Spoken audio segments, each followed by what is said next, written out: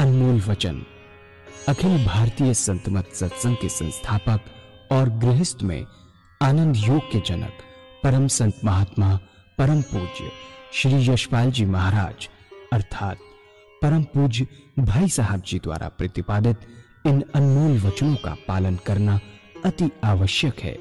ये वचन हमारी गृहस्थ आध्यात्मिक साधना के लिए मूलभूत सिद्धांत हैं, जो इस प्रकार हैं। हम दुनिया की हर चीज की कीमत आंकते हैं, अपने मानव जीवन की कीमत भी जाने व परमात्मा की प्राप्ति हेतु साधना करें। मनुष्य योनि एक उपहार है, इसीलिए परमात्मा को धन्यवाद देते हुए आधा घंटा प्रातःकाल, आधा घंटा सायंकाल पूजा अवश्य करें।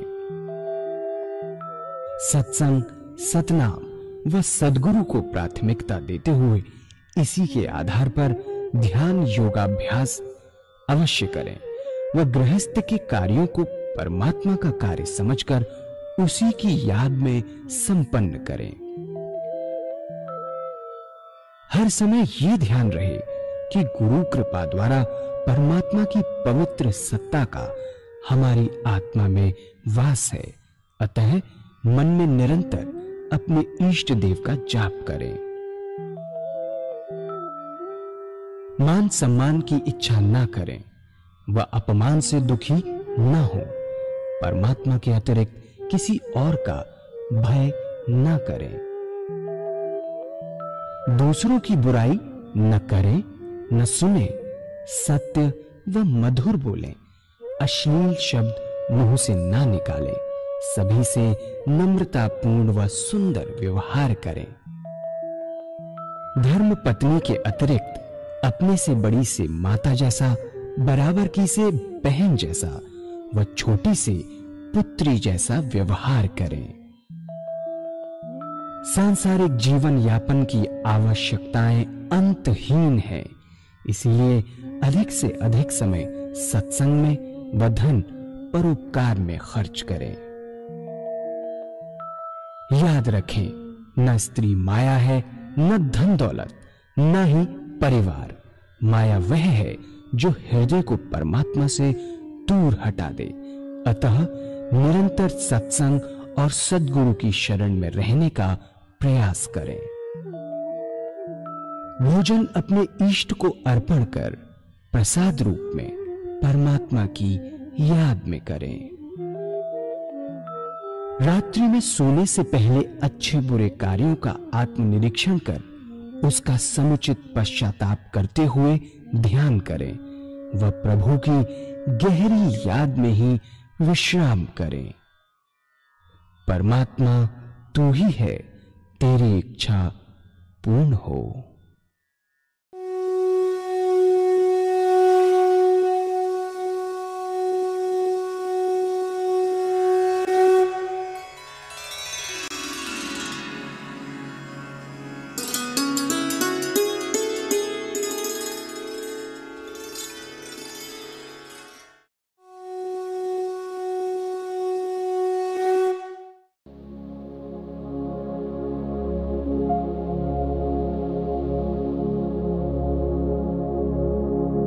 जय सद्गुरुदेव जय पद शरणं श्रेयस्वरूप चरणों शरणं।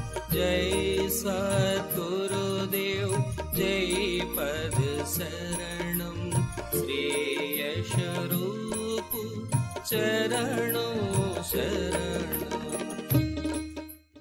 तुलसीदास भगवान राम के उपासक थे और इतने भगवान राम के उपासक थे कि एक बार द्वारकाधीश मंदिर चले गए। सबने प्रणाम किया, आपने प्रणाम नहीं किया। तुलसीदास जी ने, लोगों ने पकड़ लिया, कहने लगे कि आप तो भगवान के भक्त हैं, आपने प्रणाम क्यों नहीं किया। तुलसीदास जी ने भगवान की स्तुति की और भगवान की मूर्त का बड़ा सुंदर वर्णन किया। आखिर में रो रो के कहने लगे कि तुलसी मस्तक तब झुके जब धनुष बाण लो हाथ। क्या कहा कि तुलसी मस्तक तब झुके जब धनुष बाण लो हाथ। ऐसा कहते हैं कि भगवान के हाथ में धनुष बाण आ गया। तुलसीदास जी ने दंडवत प्रणाम किया। ऐसे एक इष्ट के उपासक थे, ऐसे ही सूरदास भगवान कृष्ण के उपासक थे। उन्हें हर जगह भगवान कृष्ण नजर आते थे और उनके साथ भगवान कृष्ण हरदम साथ रहा करते थे। वो कहते थे कि दर दीवार दर्पण भय चित देखूं तित तोय काकर पातर ठीकरी भय यार सी मोय। क्या? दर दीवार दर्पण भय चित देखूं तित तोय काकर पातर ठीकरी भय यार सी मोय। कंकड़ों में, पत्थरों में उन्हें भगवान कृष्ण नजर आते थे। इस तरह जितने साकार भक्त हुए सब एक ही इष्ट के उपासक थे। इसलिए साकार पुजारी को अपना एक इष्ट निश्चित करना बहुत आवश्यक है, और वो जिसको आपकी आत्मा कबूल करे, जबरदस्ती नहीं। अगर भगवान शिव को आत्मा कबूल करती है तो भगवान शिव की आराधना करिए। अगर राम आत्मा कबूल करती है तो राम की आराधना कीजिए। जिसको आपकी आत्मा कबूल करे उसी का ध्यान बनेगा, उसी से चित्त एकाग्रता प्राप्त हो सकेगी। अगर बार बार बदलेंगे, बहुत सी मूर्तियों का ध्यान करेंगे, तो पूजा का मकसद पूरा नहीं होगा। पूजा करने के लिए कुशा या कंबल का आसन हो, धूप दीप जलाएं, अगरबत्ती जलाएं, वातावरण शुद्ध करें और साफ सुथरी चादर बिछाएं। बड़े प्यार से बैठिए, रात्रि के बस बदल कर बैठे। यदि स्नान नहीं कर सकते तो कोई बात नहीं, मुंह हाथ धोकर बैठे सुख आसन से। जिस आसन पर बैठे हैं सुख आसन है, आसन भी बहुत सारे। फिर अपने इष्ट को सामने देखें कि आपका इष्ट सह शरीर आपके सामने विद्यमान है, ऐसा विचार कीजिए। फिर कोई भक्ति भाव से भरा भजन गाइए, तो क्या होगा कि जितने आपके बहिर्मुखी विचार दुनिया के हैं उनसे मन हटकर ईश्वर की तरफ लग जाएगा। और इसके बाद जब आप ध्यान करेंगे तो ध्यान बनेगा। पहले बाहर अपनी इष्ट की मूर्त को बनाइए, ध्यान करिए, और जब वो पवित्र मूर्त सामने स्पष्ट हो जाए, उस पवित्र मूर्त को अपने हृदय में बैठाइए इतने प्यार से कि ना कोई दूसरा विचार रह जाए, ना ख्याल। हमारी आत्मा हमारे मन को देखती रहती है, बताती रहती है कि हम क्या सोच रहे हैं। जब मन हट जाए तो फिर प्यार से उस पवित्र मूर्ति पर जमाए, फिर ना कोई विचार रहेगा ना ख्याल। जब चेतन अवस्था में लौटेंगे, उसी का ध्यान में लौटेंगे, और उस समय बड़ी सुंदर अनुभूति आपके हृदय मस्तक आनंद भर गया। इतनी सुंदर अनुभूति होगी कि जितना मस्तक पर भार था वह हल्का हो गया। यह है पूजा का तरीका जो इन संत महात्माओं ने बताया साकार पुजारियों के लिए। यदि ऐसे पूजा करेंगे तो उसका विशेष लाभ होगा।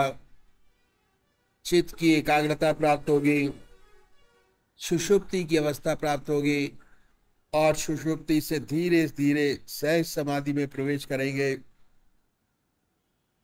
दूसरे वो भाई है जो निराकार भगवान के उपासक है, जो परमात्मा को मूर्ति में नहीं मानते, वो नाम को पकड़े भगवान के, और उस नाम को चुने जो आपकी आत्मा कबूल करे।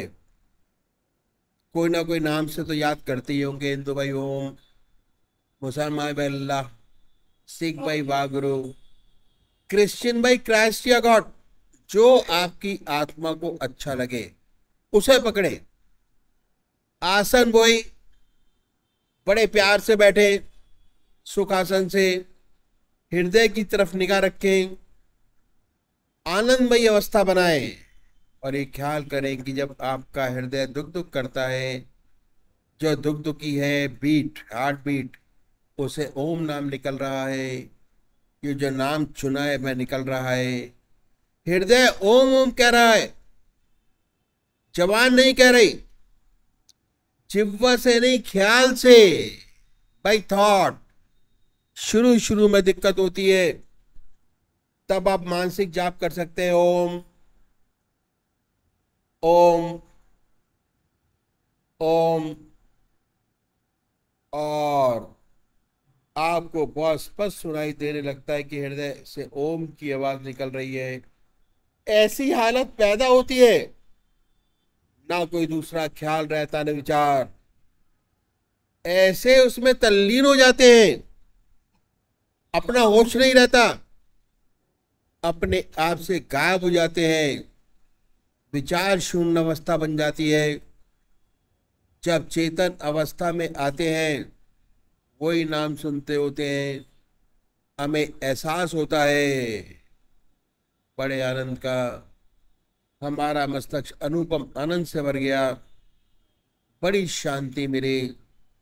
तो इन संतों ये तरीका बताया पूजा का कि यदि ऐसे पूजा करेंगे हमें विशेष लाभ होगा, चित्त की एकाग्रता प्राप्त होगी और धीरे धीरे हमें आत्मदर्शन के साथ साथ परमात्मा का अनुभव होने लगेगा।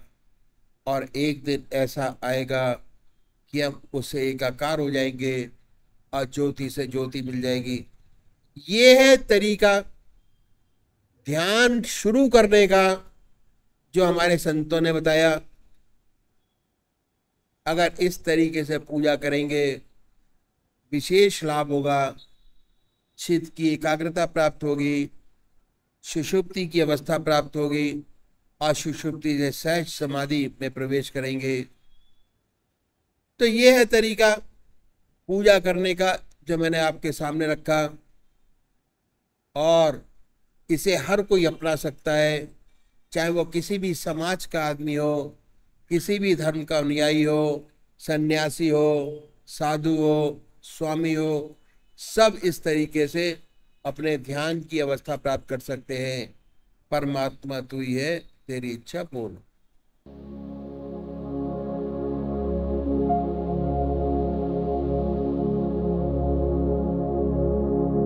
जय सद्गुरुदेव जय पद शरणम, श्री स्वरूप चरणों शरणम।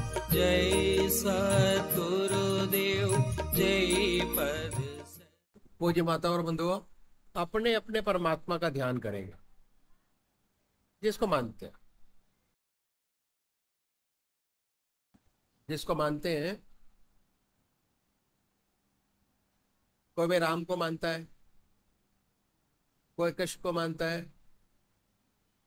कोई देवी को मानता है, सब अलग अलग मानते हैं। ये हमारे जो सिस्टम है उसमें छूट है। हमारा आध्यात्मिक देश है और बहुत बड़ी छूट है। पिताजी हनुमान जी को मानते हैं, बेटा राम जी को मानता है, बेटी शिव जी को मानती है। अलग अलग एक घर के अंदर सारे अलग अलग घटक बने हुए हैं, जो जिसको मानता है उन्हीं को मानिए, बदलना नहीं है। मंत्र भी आपका अपना होगा, जो मंत्र आपका है उसी को याद करना। बहुत से भाई ओम को मानते हैं, ओम को मानिए। बहुत से अल्लाह को मानते हैं, अल्लाह को मानिए। जो जिसको मानता है उन्हीं का नाम लेना है, उन्हीं का ध्यान करना है। ध्यान कैसे करें? मैंने सुबह ही बताया था आपको ध्यान करने का तरीका। जिस आसन पर बैठे इसी आसन पर बैठे, सुखासन।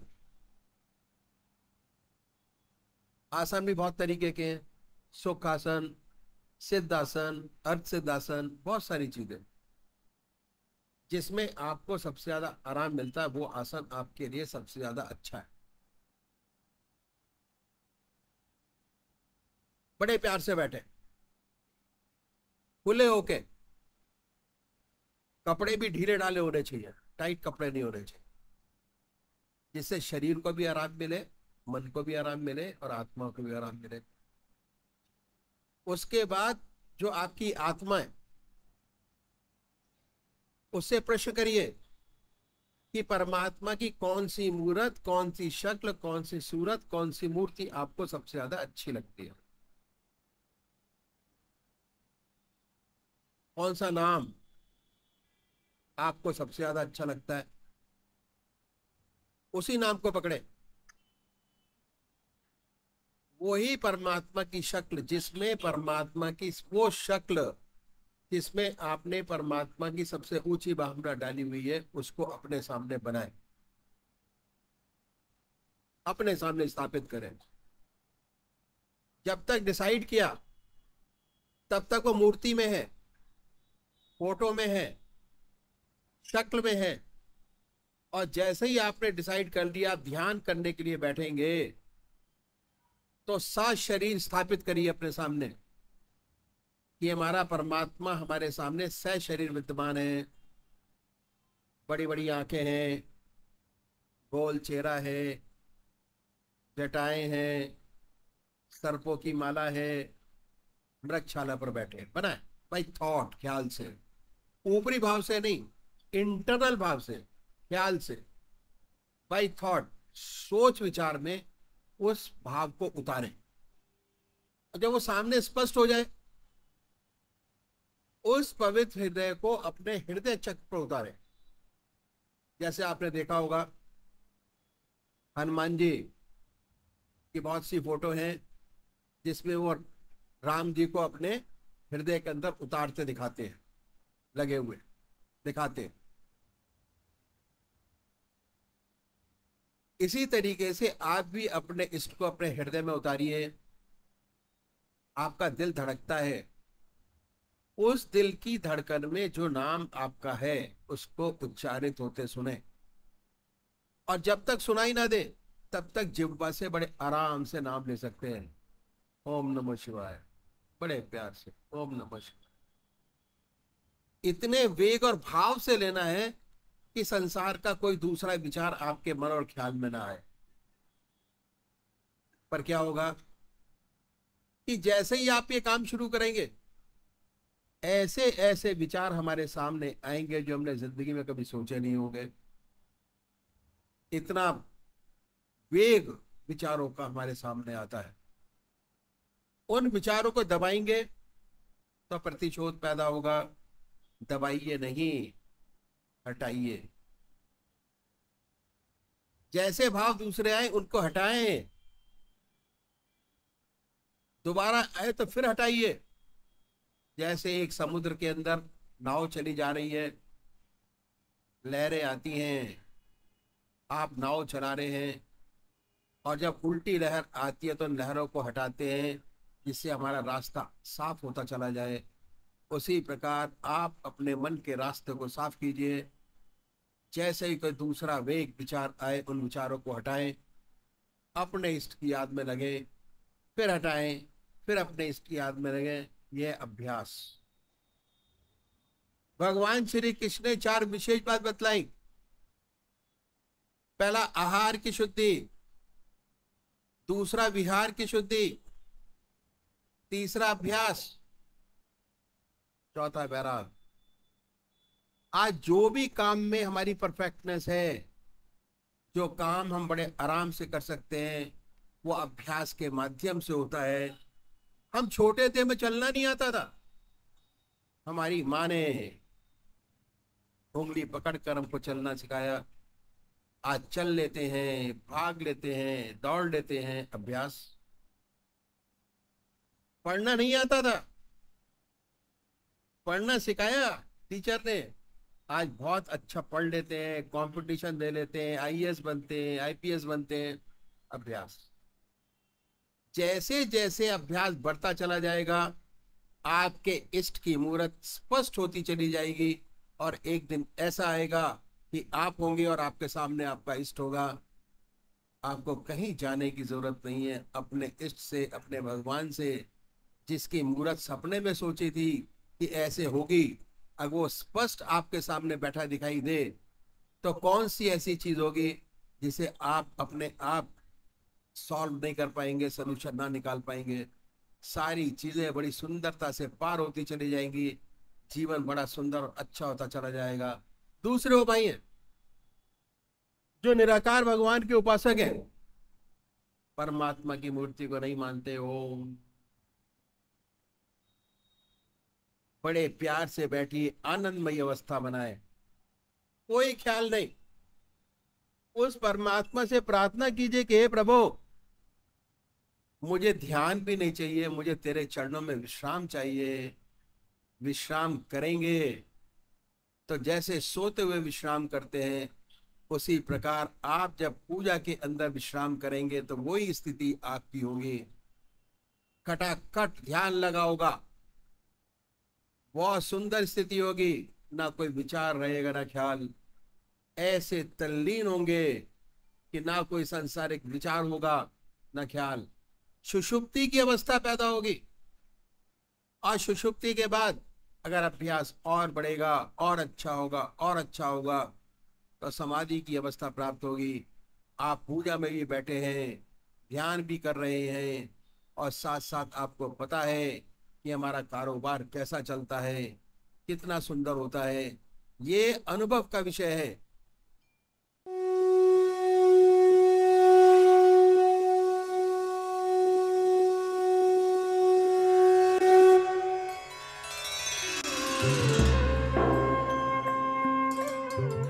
ध्यान योग के कार्यक्रम आनंद योग से निशुल्क जुड़ने के लिए संपर्क करें 9810239677।